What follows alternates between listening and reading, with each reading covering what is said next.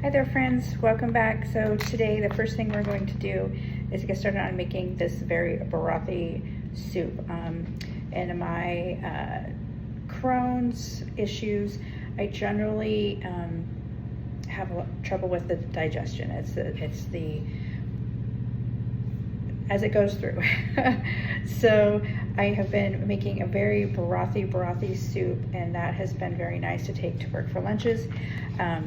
My husband owns a barbecue restaurant, so he is very nice that when he does pulled chicken, he saves me some of the parts, some of the bones and skin. So I'm going to put some of these in a pot with some water and get it going on the stove while we chop up some veggies.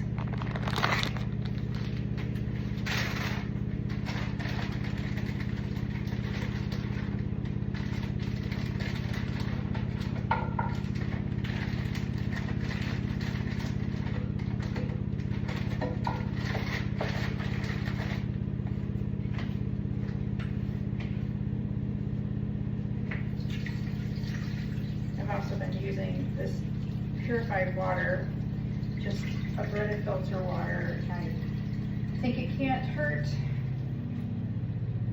to start with a nice, fresh, clean water as well. So we're gonna do that. We'll get this going on high here, and then start chopping our veggies.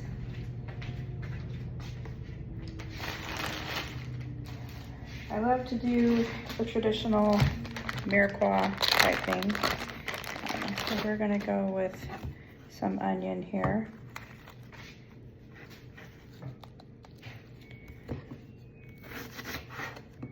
I know many people are in the same boat as I am. There's a lot of people out there with Crohn's. When I was first diagnosed in the early 90s,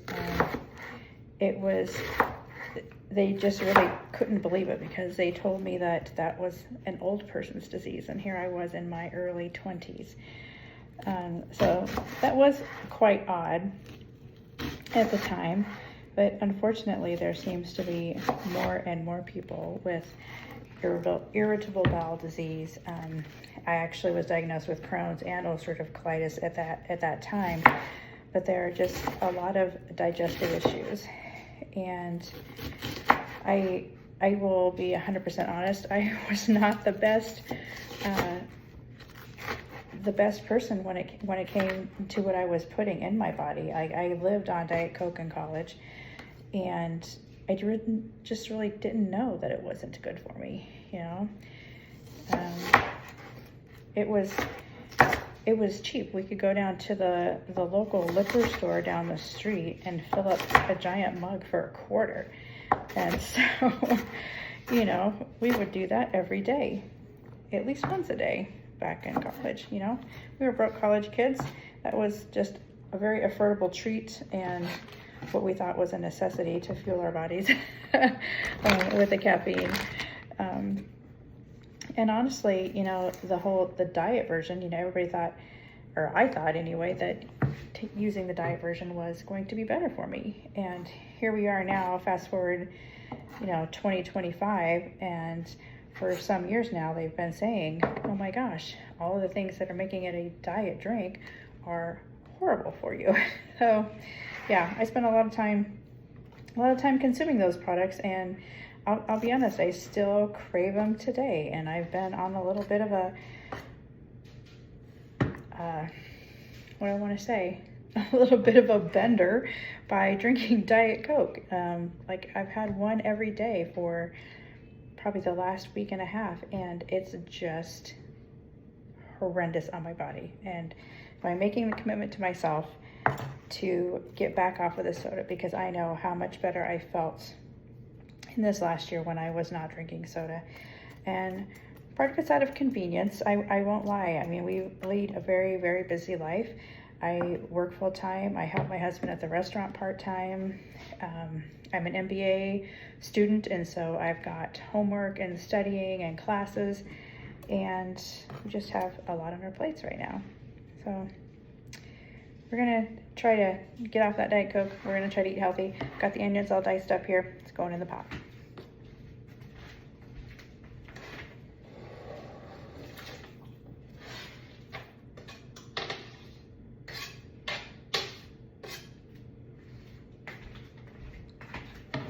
Next thing I'm going to add are some carrots here.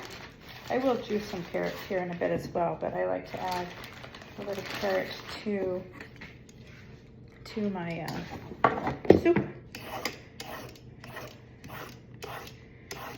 I would also really love to start a garden. We don't have a whole lot of time to do that since we've been in the home we're in now since 2018.